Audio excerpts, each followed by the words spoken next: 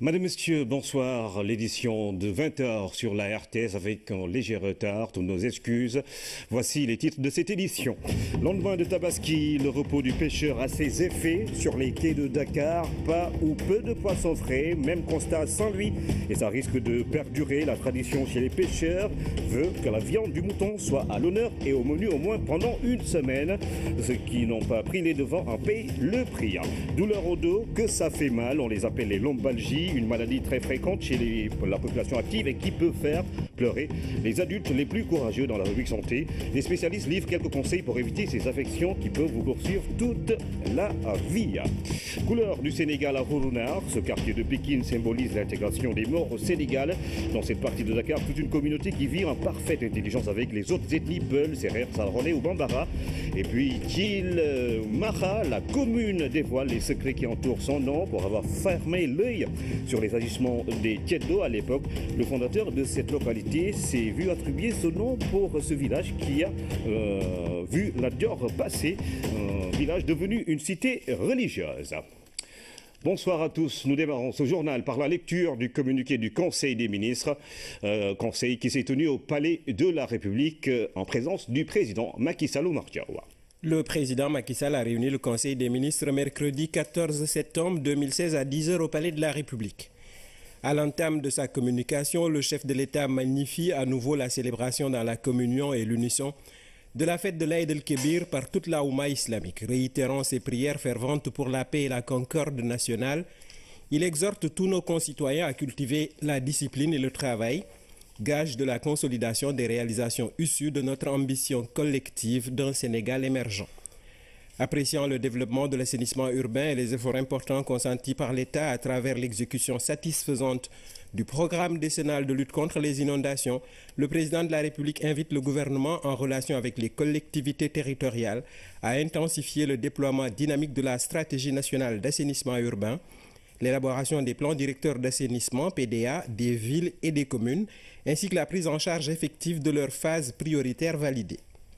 Dans ce cadre, le chef de l'État indique au gouvernement la nécessité de veiller à la bonne exécution du plan directeur d'assainissement de la région de Dakar, au développement des plans spéciaux d'assainissement pour les villes de Pikine, de Guédiawaye et les pôles urbains de Diamniadio et du Lac Rose, et d'engager les moyens adéquats en vue de la modernisation et de l'extension des capacités de la station d'épuration de Cambérène. Par ailleurs, revenant sur la situation de la brèche de la langue de Barbarie à Saint-Louis, le président de la République demande au gouvernement d'accélérer l'exécution du projet de réhabilitation durable de l'écosystème de ce patrimoine naturel et d'examiner, en rapport avec toutes les structures publiques concernées et les partenaires au développement, les opérations indispensables à la préservation du littoral. Abordant la sécurisation stratégique des installations électriques, le chef de l'État demande au gouvernement de procéder à l'audit technique de toutes les installations électriques du domaine public ou relevant des personnes physiques ou morales privées et de veiller au respect scrupuleux des emprises et périmètres de sécurité définis par Sénélec. Dans ce cadre, il invite le Premier ministre à présider dans les meilleurs délais une réunion interministérielle autour de la sécurisation des installations électriques.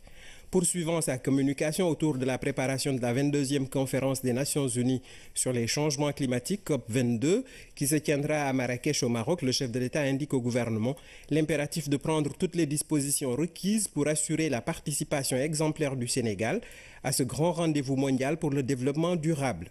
Dans cette perspective, le président de la République invite le gouvernement à mobiliser tous les acteurs nationaux et internationaux impliqués en vue de faire l'évaluation interne des engagements de la COP21 et d'élaborer une stratégie nationale concertée en perspective de la COP22. Réaffirmant par ailleurs l'importance primordiale qu'il accorde à la territorialisation des politiques publiques, à la mise en cohérence territoriale des réalisations effectuées et projetées avec les plans de développement des collectivités territoriales et les nouveaux programmes d'infrastructure de l'État, le président de la République demande à tous les gouverneurs d'organiser à la date du 30 octobre 2016 une conférence territoriale d'évaluation de l'état d'exécution des programmes d'investissement de l'État dans chaque région. Dans la même perspective et à la suite de ces conférences territoriales, le chef de l'État invite le Premier ministre à tenir au plus tard à la fin du mois de novembre 2016 la première revue trimestrielle de l'ensemble des engagements publics et programmes prioritaires validés de façon participative dans chaque région à l'issue des conseils des ministres délocalisés. Concluant sur ce point, le président de la République informe les membres du Conseil qu'il présidera à la fin de l'année 2016 le premier Conseil national des exécutifs en vue d'évaluer annuellement le programme territorial de l'État. Le chef de l'État a clos sa communication sur son agenda diplomatique en informant le Conseil de sa participation le 16 septembre 2016 à Montréal à la 5e conférence de reconstitution des ressources du Fonds mondial de lutte contre le VIH-Sida, la tuberculose et le paludisme à partir du 18 septembre 2016 à New York à la 71e session de l'Assemblée générale des Nations unies. Le Premier ministre a axé sa communication sur l'état d'exécution des engagements de l'État à l'issue du processus national des conseils des ministres délocalisés avant de rendre compte du suivi et de la coordination de l'activité gouvernementale. Le ministre de l'Économie, des Finances et du Plan a fait le point de la conjoncture économique nationale et internationale. Le ministre de l'Agriculture et de l'Équipement rural a présenté aux membres du Conseil la nouvelle physionomie de la carte risicole du Sénégal et a rendu compte du déroulement de la campagne agricole 2016-2017. Le ministre du Renouveau urbain, de l'Habitat et du Cadre de vie a fait le bilan à mi-parcours de la gestion de l'hivernage 2016, de la réponse aux inondations dans le cadre du plan décennal de lutte contre les inondations 2012-2022 et les actions spécifiques mises en œuvre en vue de réduire la vulnérabilité des populations. Le ministre de l'Élevage et des Productions animales a fait le point de l'opération Tabaski 2016 qui s'est globalement bien déroulée sur l'ensemble du territoire national compte tenu du bon niveau d'approvisionnement des marchés en moutons. Le ministre auprès du président de la République en charge du plan Sénégal émergent a rendu compte de l'état d'avancement des différents projets et réformes. Au titre des mesures individuelles, le président de la République a pris les décisions suivantes. Dr Diamé Bob, médecin lieutenant-colonel, administrateur hospitalier, précédemment en service à la direction des établissements de santé, est nommé directeur des établissements de santé au ministère de la Santé et de l'Action sociale, poste vacant. Dr Martial Colli-Diop, Dr Martial Colli-Bop, spécialiste en management des organisations de santé, précédemment directeur du centre hospitalier régional de Kolda, est nommé directeur du centre hospitalier régional de Ziguinchor en remplacement de Dr Abibou Cissé, appelé à d'autres fonctions. Monsieur Cheikh Mbaye Seck, titulaire d'un master professionnel en sciences de gestion, précédemment directeur de l'établissement public de santé de niveau 1 de Sédhiou, est nommé directeur du centre hospitalier régional de Kolda en remplacement de Dr Martial Colli-Bop, appelé à d'autres fonctions. Monsieur Doudou Diouf, titulaire d'un DES en gestion des services de santé, précédemment chef du service administratif et financier de l'établissement public de santé de niveau 1 de Touba, est nommé directeur de l'établissement public de santé de niveau 1 de Sédhiou en remplacement de monsieur Cheikh Mbaye Seck, appelé à d'autres fonctions. Monsieur Paul John, administrateur civil, est nommé secrétaire général au ministère des Sports en remplacement de monsieur Ibrahima Diouk, admis à faire valoir ses droits à une pension de retraite. Enfin, monsieur Oumar Boukhatab Silla, magistrat, est nommé directeur général de la société Le Petit Train de banlieue, PTB, en remplacement de M. Joseph Gabriel Sambou, appelé à d'autres fonctions. C'est signé le ministre porte-parole du gouvernement. C'était donc là la lecture du communiqué du Conseil des ministres qui s'est tenu ce mercredi au Palais de la République. Du poisson, on n'en trouve presque pas à Dakar. Lendemain de Tabaski, les pêcheurs ont pris congé de leur pirogue, le temps de se retrouver avec leur famille à Soumbédioune comme à Yarar. Les mareyeurs également ont déserté les quais de débarquement. Philomène Constance Piagne. Pour se prélasser, ils ont choisi de rester près de leur pirogue.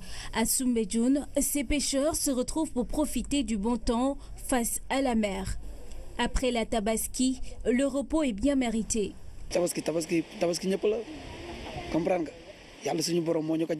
La Tabaski est notre plus grande fête, donc nous aussi on profite de l'occasion pour rester en famille.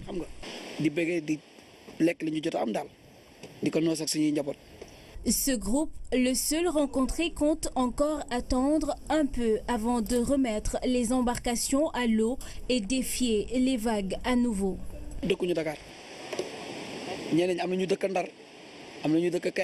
La plupart d'entre nous n'habitent pas à Dakar.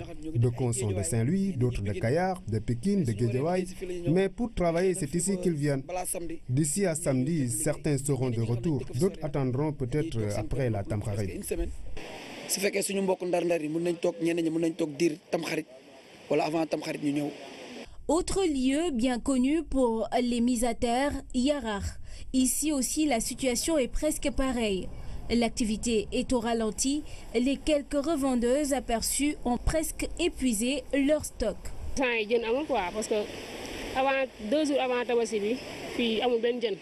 Ces temps-ci, il n'y a pas de poisson. Il y en a qui avaient congelé une partie et en voici le restant. Le poisson était même en manque avant la Tabaski.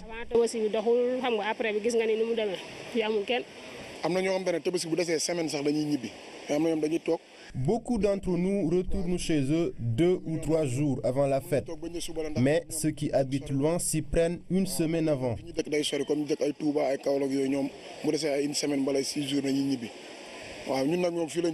Nous, on habite tout près, donc juste après la fête, on peut même repartir en mer le lendemain, car on vend plus cher nos prises.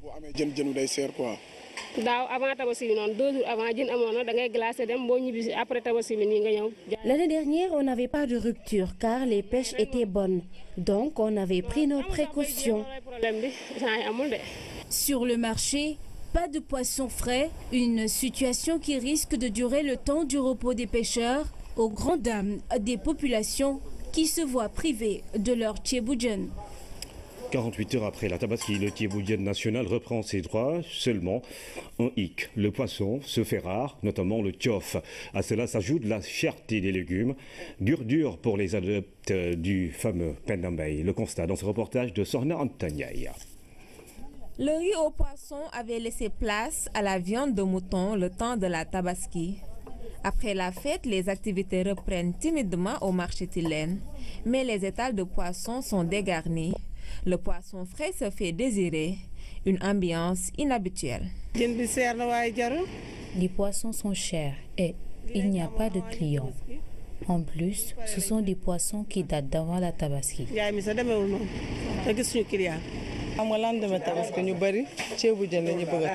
Je veux préparer du riz au poisson puisqu'on revient de la Tabaski, mais il n'y a rien dans le marché. La cherté du poisson et des légumes ne décourage pas cette jeune dame. Elle compte préparer un bon tchéboujen pour le déjeuner.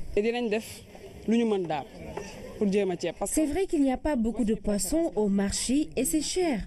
Mais on va se débrouiller pour concocter un bon tchéboujen. Un bon plat ne dépend pas forcément du marché, mais de la personne qui le prépare.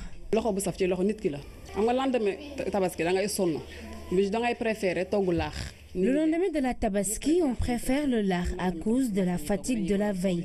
Mais aujourd'hui, nous avons préparé du tchéboujen. C'est la préférence de tous.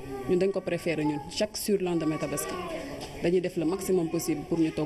Après le lard du lendemain de la Tabaski qui est venu rompre un peu la tyrannie momentanée de la viande de mouton, le tchéboujen s'invite à nouveau à la table des Sénégalais.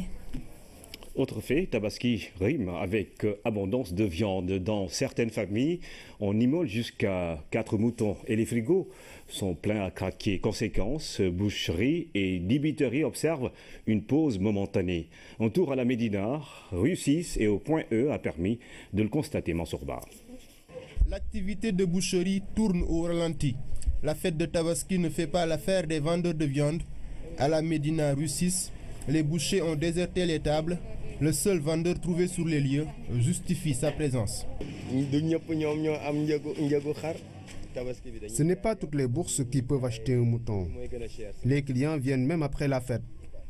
Ils ne viennent pas comme avant, mais quand même on en compte quelques-uns. Cette cliente trouvée sur place explique les raisons qui l'ont poussée à acheter de la viande malgré la fête. On avait de la viande, mais il y a eu un problème avec le réfrigérateur et la viande a pourri. C'est pourquoi je suis venue acheter de la viande pour mes invités.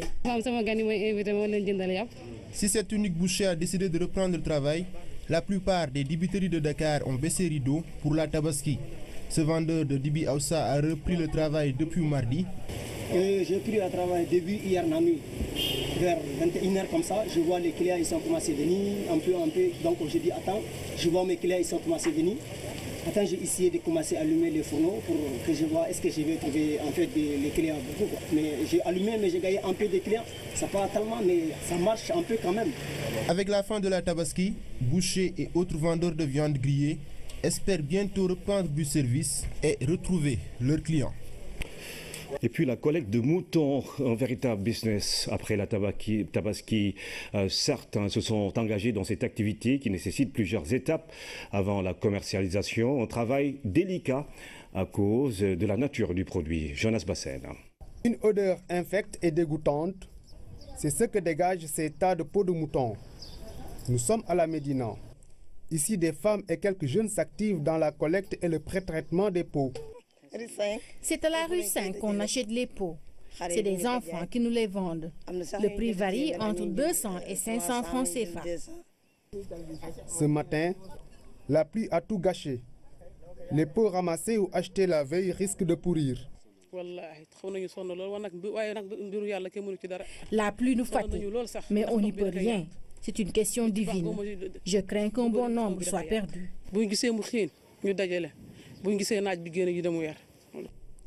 Cette année, le business n'a pas bien marché. Les grands acheteurs n'ont pas été au rendez-vous. J'ai dépensé 30 000 francs CFA et peut-être je me retrouverai avec 50 000 francs CFA. Cette année, le prix a baissé. La Seras ne veut plus acheter les peaux. Ce qui fait qu'après toute la procédure de traitement, on ne peut que le vendre à 1500 francs l'unité. L'espoir de faire d'importants bénéfices est faible, car les intrants devant accompagner le processus de traitement sont jugés chers. Nous avons loué une pousse-pousse mais nous n'arrivons pas à écouler les peaux. À défaut de trouver un client, nous sommes obligés de les jeter. Avant que les 15 jours de séchage n'arrivent à terme, ces dames devront faire face à deux défis. Celui de leur cohabitation avec des mécaniciens et dames pluies qui, par ces temps qui courent, n'arrangent pas les choses. Le président de la Guinée-Bissau est au Sénégal, José Mario Vaz, est accueilli ici par le Premier ministre Mahammed Boun Abdallah Dionne à l'aéroport Léopold Sédar Senghor.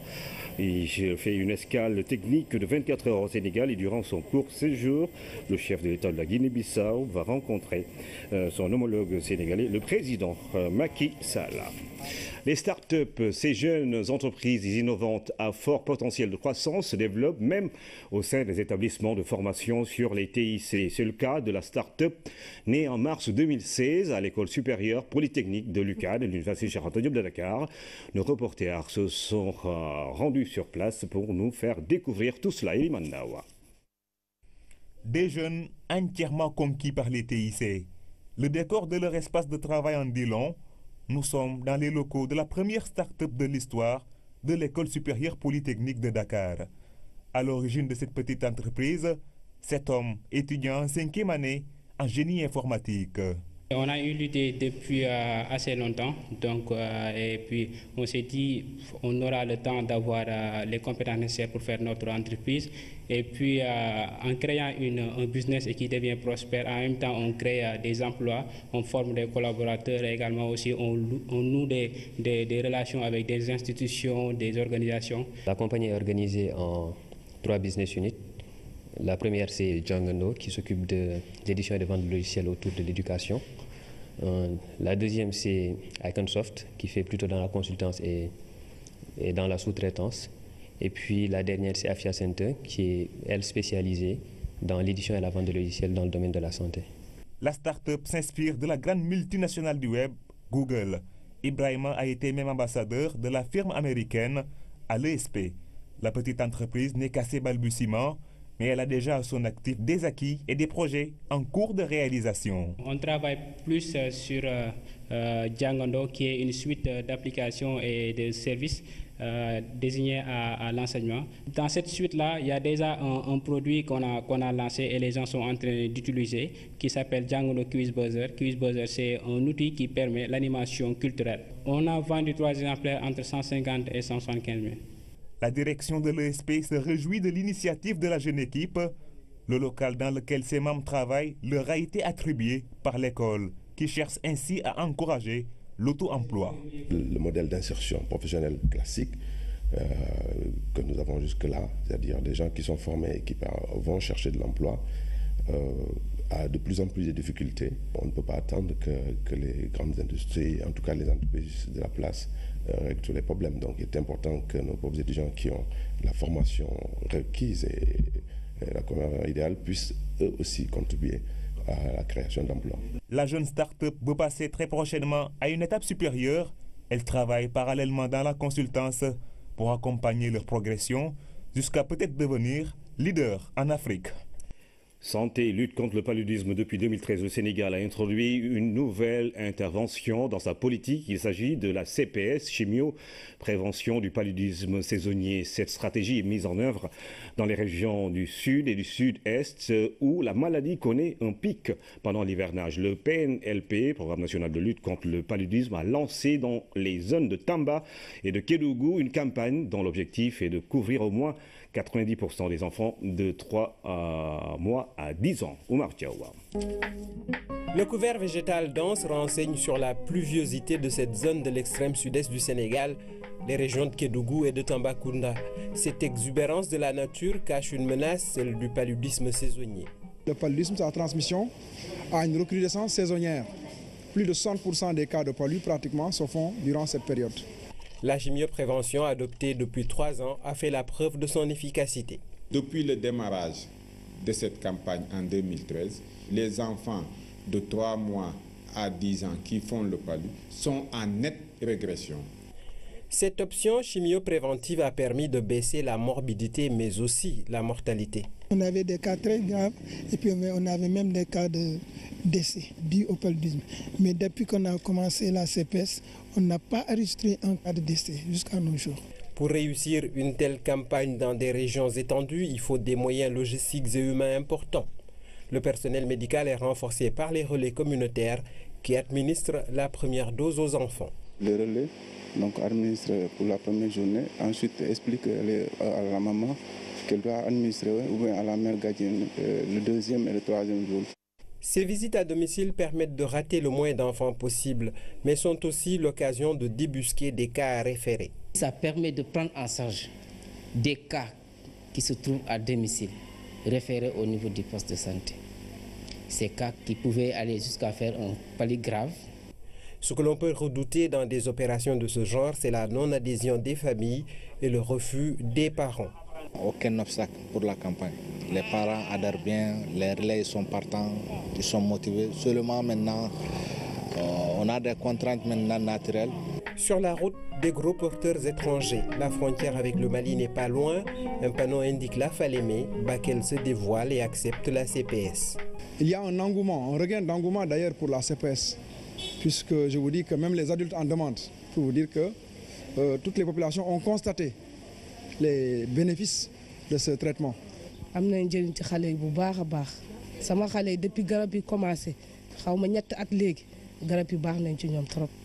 Des crieurs publics, des chefs de quartier, des imams, des badjanougor, ainsi que des radios communautaires ont été impliqués pour sensibiliser les populations.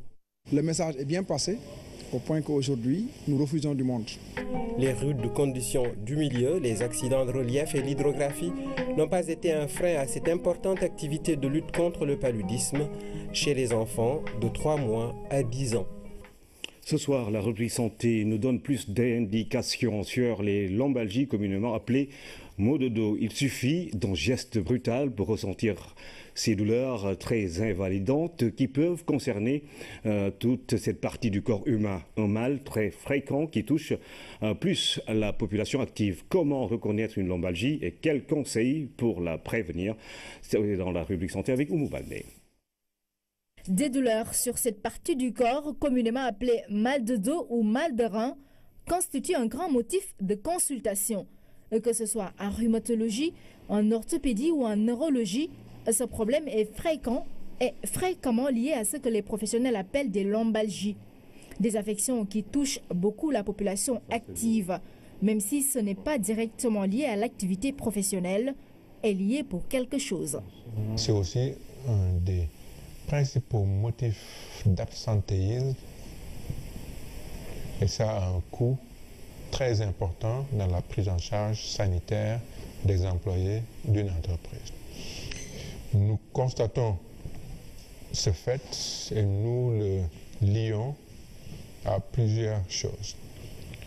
Une des premières choses, c'est la sédentarité dont peuvent faire montre des professionnels de tous les secteurs. Et ils nous disent souvent, quand nous leur recommandons de faire du sport de manière régulière, j'ai pas le temps. Le deuxième facteur que nous incriminons, c'est le facteur de port de charges lourdes.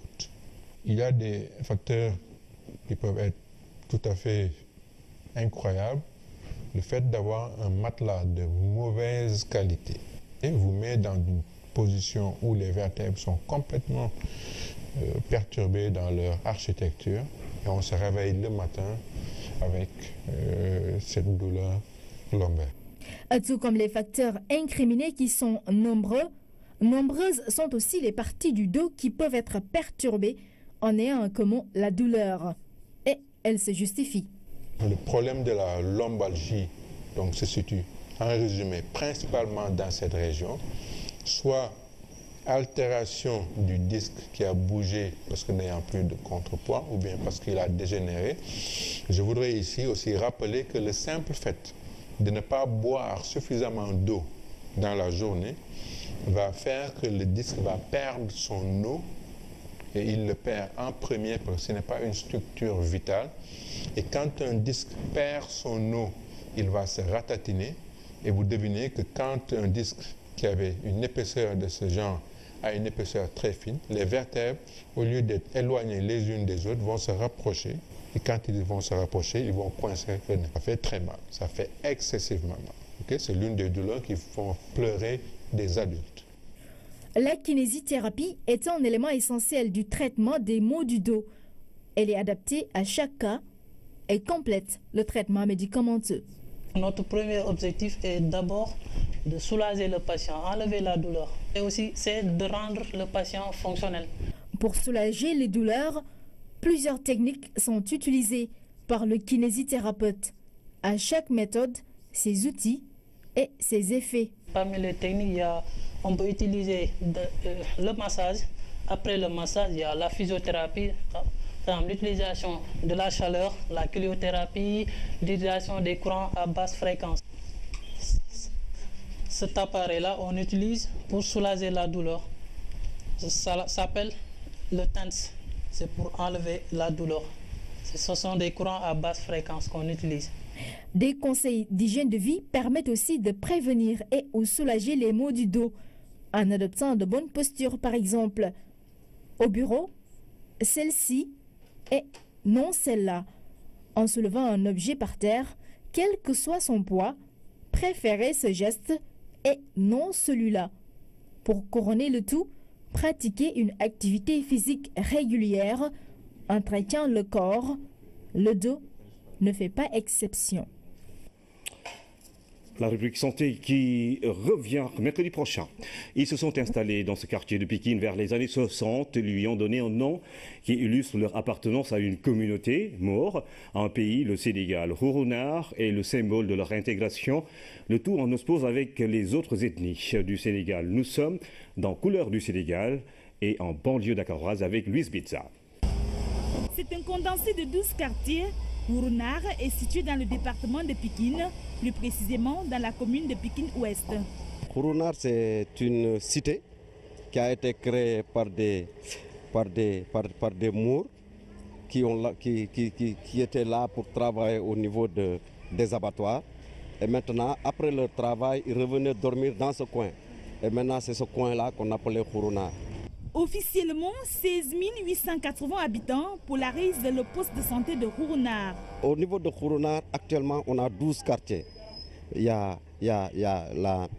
Djamagun 2, il y a lotissement abattoir, il y a Makokoloban abattoir, Makokoloban Djamagun, Makokoloban 1 et 2, il y a la cité Lobat, cité Sotiba 1 et cité Sotiba 2. Le nom du quartier à lui seul suscite des interrogations. Pour avoir une idée précise de l'histoire de cette localité, nous nous sommes rendus au quartier lotissement abattoir, un échantillon des 12 quartiers qui composent Rourounar. Voilà, créé en 1957.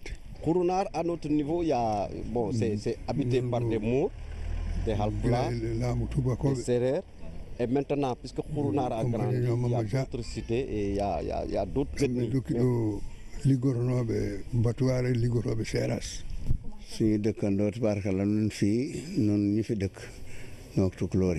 Il y a des Mours, des Halpulaar, Saraxolé, Bambara et des Sérères.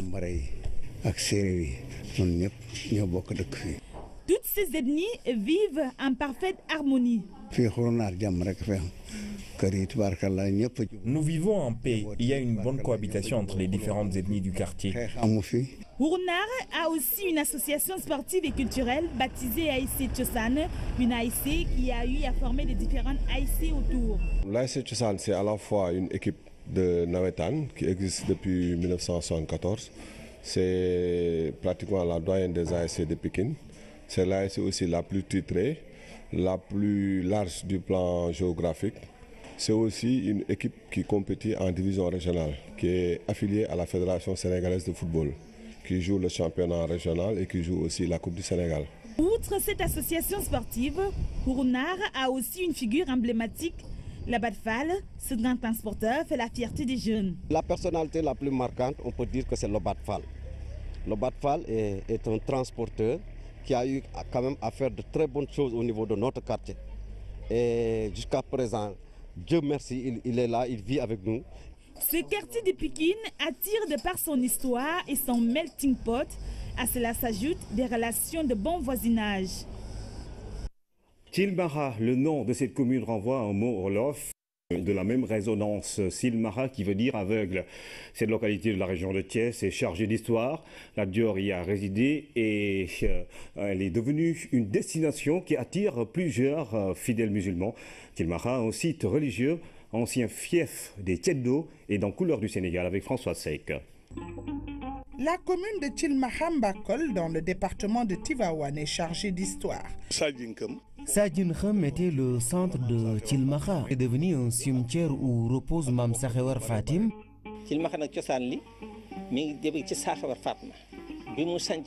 L'histoire de Tilmaha veut dire aveugle. Donc Sakhewar Fatma a fermé les yeux sur les anciens agissements des Tieddo. Le puits d'Ngaoulo, le cimetière Barguetch et les baobabs renvoient à 5 siècles auparavant. En 1896, Abdou Abbas est revenu ici pour s'installer et a gardé le nom de Tilmaha. Terroir historique, c'est ici que Lat Dior aurait passé le plus clair de sa vie. Lat Dior habitait ici à Tilmaha. Lat Dior avait comme enfant Abdoulaye Koumba Daro, Bachir Diop, Aladji Cheikh Diop. Leurs petits-enfants sont ici. Pape Diop Masek est ici même à Tilmaha.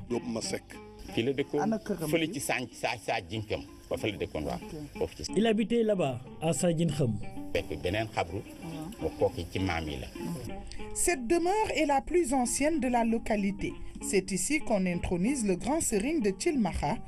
Le dernier en date, El Hadj Abdourahmane Diop, l'a été le 15 juin 2013. Ici, c'est la première maison de Tilmaha.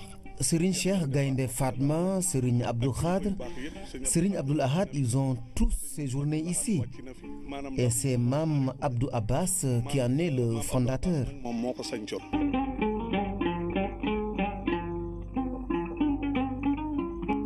Tilmaha, c'est aussi sa première mosquée. Construite en 1963, elle tente difficilement de résister à l'usure du temps. C'est un petit-fils de Lat Dior nommé El Hadj Cheikh Diop qui l'a construit sur instruction de Serigne Touba et de Serigne Abdou Dagana. C'était un homme de foi et c'est Serigne Abdoul Ahad qui l'a inauguré. Vous voyez, elle date de longtemps et elle commence à se dégrader. La toiture effondrée a été remplacée par une dalle en béton qui ne rappelle en rien les matériaux de la première conception. À l'intérieur, la dalle est en train de céder. On veut la refaire et nous lançons un appel. Malgré cet état de délabrement, la foi demeure inébranlable. Les fidèles continuent de s'y rendre pour prier. Les défis à relever sont nombreux, même si Tchilmakha s'agrandit et se modernise petit à petit. En attendant, le patriarche, âgé de 92 ans, veille jalousement sur l'héritage de Lat Dior Ngoné Latyr Diop.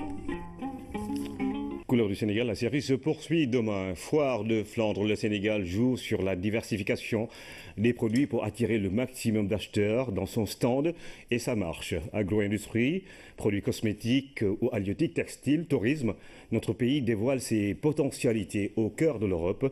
Nos envoyés spéciaux Alioune Ndiaye et Aram Dawa. C'est dans cette partie néerlandaise de la Belgique, la Flandre, plus précisément Gand, que le Sénégal est en train de démontrer depuis le 10 septembre qu'il est une destination d'affaires. C'est à la foire internationale de ce chef-lieu de la province de la Flandre orientale que l'opération se déroule. Nul doute pour les participants que le pari sera réussi. Absolument, puisque nous avons des produits naturels, 100% naturels, des produits issus de l'agriculture biologique ou d'origine sauvage, tels que le baobab, le tulukuna, de la Casamance, etc. Et aujourd'hui, il y a une très grande réceptivité. Au-delà de la nourriture bio qui a connu ses lettres de noblesse et qui continue à progresser, les acheteurs sont très sensibles à l'origine naturelle et biologique des produits cosmétiques. Et nous sommes venus jouer notre partition, comme je dis, de manière décomplexée, parce que nous avons des produits de très bonne qualité. C'est le potentiel export du Sénégal qui s'exprime dans toute sa diversité à Gand.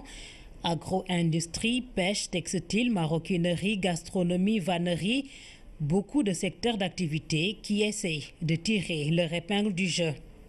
J'ai amené des paniers pour le linge, des paniers pour la poubelle, j'ai amené des dessus de verre, des paniers pour le marché, pour aller au marché. Ils arrêtent et l'achètent. Ils apprécient ce que j'ai amené. Le Sénégal, une destination d'affaires, de tourisme aussi. Ce que l'agence sénégalaise de promotion du tourisme est venue démontrer. La Belgique fait partie des 4 pays majeurs émetteurs de touristes pour la destination Sénégal. C'est un marché qui a un fort potentiel du fait qu'il produit au moins 12,7 millions de vacances commerciales par an, avec un budget moyen par touriste de 2508 €. Il s'agit pour nous de consolider la notoriété de la destination Sénégal. Il existe un vol direct de Brussels Airlines, des compagnies européennes, l'accessibilité et la proximité, la stabilité du pays, l'existence d'une destination balnéaire, l'ensoleillement, le bien-être, la nature, c'est très important aussi pour les Belges. La Flandre, une des 3 régions de la Belgique, concentre à elle seule 80% des exportations du pays. Riche et commerçante, la région est un partenaire à démarcher pour le Sénégal qui vise loin.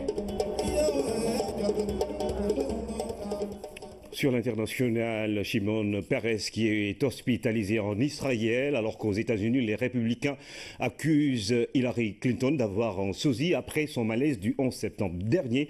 Et puis au Niger, une attaque de Boko Haram a fait plusieurs morts. Luis Bitsa. Des combats entre l'armée nigériane et la secte Boko Haram ont fait 35 morts, dont 5 militaires et 30 terroristes. La bataille a commencé depuis lundi dans la région de Difa au sud-est du Niger. 6 militaires ont également été blessés et 2 islamistes ont été faits prisonniers. L'armée tchadienne a envoyé des troupes pour aider le Niger à riposter. Les théories du complot sur l'utilisation d'un sosie d'Hillary Clinton pullulent les réseaux sociaux américains. Le dimanche 11 septembre, une vidéo d'Hillary Clinton titubant vers sa voiture et soulevée par 2 agents secrets a été mise en ligne à la grande joie des conspirationnistes qui répétaient depuis des mois que la candidate était atteinte de démence. Son équipe de campagne a expliqué qu'Hillary Clinton avait récemment été diagnostiquée d'une pneumonie et qu'elle avait dû quitter la cérémonie commémorant le 11 septembre pour cause de déshydratation. Quelques heures plus tard, Hillary Clinton a été filmée en bien meilleure forme. Pour les fans les plus extrêmes de Donald Trump, l'ancienne secrétaire d'État a une doublure. À 93 ans, Shimon Peres a été hospitalisé en urgence à Tel Aviv et placé sous anesthésie et assistance respiratoire à la suite d'un accident vasculaire cérébral accompagné d'un saignement. Son médecin a annoncé que l'état de santé de l'ex-président israélien était alarmant avant de préciser qu'il était en soins intensifs et se trouve sous sédatif et sous respiratoire artificiel dans l'attente de plusieurs autres examens. C'est la fin de cette édition, mesdames et messieurs. Merci encore une fois de suivre l'actualité tous les jours sur la première chaîne de télévision sénégalaise.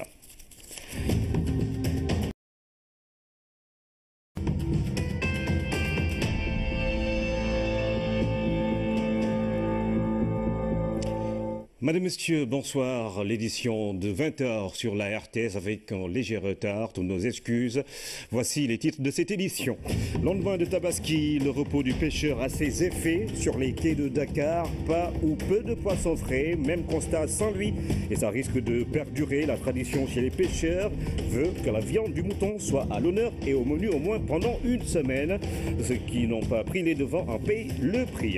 Douleur au dos, que ça fait mal. On les appelle les lombalgies. Une maladie très fréquente chez la population active et qui peut faire pleurer les adultes les plus courageux dans la rubrique santé. Les spécialistes livrent quelques conseils pour éviter ces affections qui peuvent vous poursuivre toute la vie.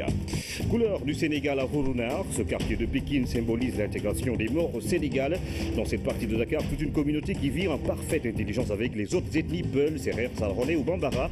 Et puis Tchil Maha, la commune dévoile les secrets qui entourent son nom pour avoir fermé l'œil sur les agissements des Tieddo à l'époque. Le fondateur de cette localité s'est vu attribuer ce nom pour ce village qui a vu la Dior passer, un village devenu une cité religieuse. Bonsoir à tous. Nous démarrons ce journal par la lecture du communiqué du Conseil des ministres, conseil qui s'est tenu au Palais de la République en présence du président Macky Sall Oumar Diawa. Le président Macky Sall a réuni le Conseil des ministres mercredi 14 septembre 2016 à 10h au Palais de la République. À l'entame de sa communication, le chef de l'État magnifie à nouveau la célébration dans la communion et l'unisson de la fête de l'Aïd el-Kébir par toute la Oumma islamique. Réitérant ses prières ferventes pour la paix et la concorde nationale, il exhorte tous nos concitoyens à cultiver la discipline et le travail, gage de la consolidation des réalisations issues de notre ambition collective d'un Sénégal émergent. Et tous les acteurs nationaux et internationaux impliqués en vue de faire l'évaluation interne des engagements de la COP21 et d'élaborer une stratégie nationale concertée en perspective de la COP22. Réaffirmant par ailleurs l'importance primordiale qu'il accorde à la territorialisation des politiques publiques, à la mise en cohérence territoriale des réalisations effectuées et projetées avec les plans de développement des collectivités territoriales et les nouveaux programmes d'infrastructure de l'État, le président de la République demande à tous les gouverneurs d'organiser à la date du 30 octobre 2016 une conférence territoriale d'évaluation de l'état d'exécution des programmes d'investissement de l'État dans chaque région. Dans la même perspective et à la suite de ces conférences territoriales, le chef de l'État invite le Premier ministre à tenir au plus tard à la fin du mois de novembre 2016 la première revue trimestrielle de l'ensemble des engagements publics et programmes prioritaires validés de façon participative dans chaque région à l'issue des conseils des ministres délocalisés.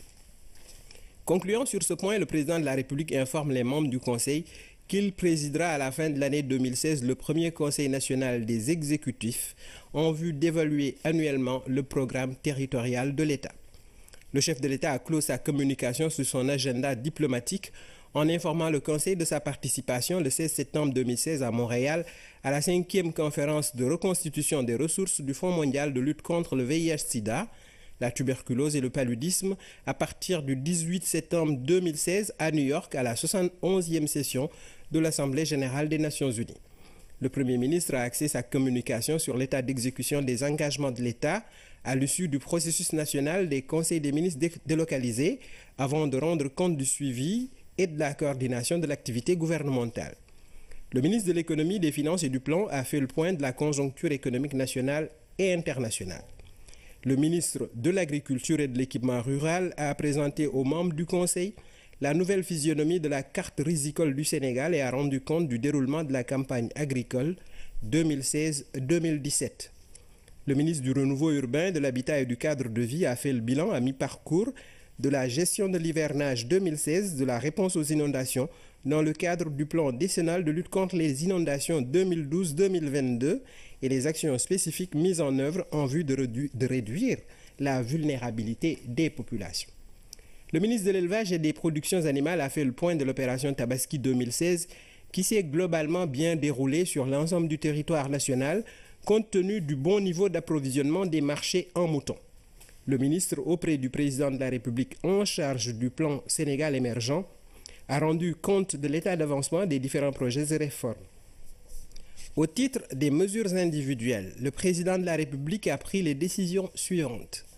Dr Diamé Bob, médecin lieutenant-colonel, administrateur hospitalier, précédemment en service à la direction des établissements de santé, est nommé directeur des établissements de santé au ministère de la Santé et de l'Action sociale, poste vacant. Dr Martial Koli-Diop, Dr Martial Koli-Bop, spécialiste en management des organisations de santé, précédemment directeur du centre hospitalier régional de Kolda, est nommé directeur du centre hospitalier régional de Ziguinchor en remplacement de Dr Abibou Sissé, appelé à d'autres fonctions. Monsieur Cheikh Mbaye Seck, titulaire d'un master professionnel en sciences de gestion, précédemment directeur de l'établissement public de santé de niveau 1 de Sédhiou, est nommé directeur du centre hospitalier régional de Kolda en remplacement de Dr Martial Koli-Bop, appelé à d'autres fonctions. Monsieur Doudou Diouf, titulaire d'un DES en gestion des services de santé, précédemment chef du service administratif et financier de l'établissement public de santé de niveau 1 de Touba, est nommé directeur de l'établissement public de santé de niveau 1 de Sédhiou en remplacement de monsieur Cheikh Mbaye Seck, appelé à d'autres fonctions. Monsieur Paul John, administrateur civil, est nommé secrétaire général au ministère des Sports en remplacement de monsieur Ibrahima Diouk, admis à faire valoir ses droits à une pension de retraite. Enfin, monsieur Oumar Boukhatab Silla, magistrat, Oumar Boukhatab Silla, magistrat, est nommé directeur général de la société Le Petit Train de banlieue, PTB, en remplacement de monsieur Joseph Gabriel Sambou, appelé à d'autres fonctions. C'est signé le ministre porte-parole du gouvernement. C'était donc là la lecture du communiqué du Conseil des ministres qui s'est tenu ce mercredi au Palais de la République. Du poisson, on n'en trouve presque pas à Dakar. Lendemain de Tabaski, les pêcheurs ont pris congé de leur pirogue, le temps de se retrouver avec leur famille à Soumbédioune comme à Yarar. Les mareyeurs également ont déserté les quais de débarquement. Philomène Constance Piagne. Pour se prélasser, ils ont choisi de rester près de leur pirogue. À Soumbédioune, ces pêcheurs se retrouvent pour profiter du bon temps face à la mer. Après la Tabaski, le repos est bien mérité. La Tabaski est notre plus grande fête, donc nous aussi on profite de l'occasion pour rester en famille.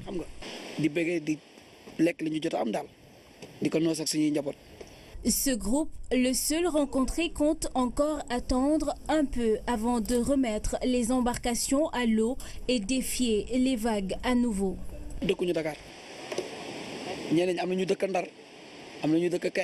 La plupart d'entre nous n'habitent pas à Dakar. D'autres sont de Saint-Louis, d'autres de Kayar, de Pékin, de Guédiawaye. Mais pour travailler, c'est ici qu'ils viennent. D'ici à samedi, certains seront de retour. D'autres attendront peut-être après la Tamkharit. Appréciant le développement de l'assainissement urbain et les efforts importants consentis par l'État à travers l'exécution satisfaisante du programme décennal de lutte contre les inondations, le président de la République invite le gouvernement, en relation avec les collectivités territoriales, à intensifier le déploiement dynamique de la stratégie nationale d'assainissement urbain, l'élaboration des plans directeurs d'assainissement PDA des villes et des communes, ainsi que la prise en charge effective de leurs phases prioritaires validées. Dans ce cadre, le chef de l'État indique au gouvernement la nécessité de veiller à la bonne exécution du plan directeur d'assainissement de la région de Dakar, au développement des plans spéciaux d'assainissement pour les villes de Pikine, de Guédiawaye et les pôles urbains de Diamniadio et du Lac Rose, et d'engager les moyens adéquats en vue de la modernisation et de l'extension des capacités de la station d'épuration de Cambérène. Par ailleurs, revenant sur la situation de la brèche de la langue de Barbarie à Saint-Louis, le président de la République demande au gouvernement d'accélérer l'exécution du projet de réhabilitation durable de l'écosystème de ce patrimoine naturel et d'examiner, en rapport avec toutes les structures publiques concernées et les partenaires au développement, les opérations indispensables à la préservation du littoral. Abordant la sécurisation stratégique des installations électriques, le chef de l'État demande au gouvernement de procéder à l'audit technique de toutes les installations électriques du domaine public ou relevant des personnes physiques ou morales privées et de veiller au respect scrupuleux des emprises et périmètres de sécurité définis par Sénélec. Dans ce cadre, il invite le Premier ministre à présider dans les meilleurs délais une réunion interministérielle autour de la sécurisation des installations électriques.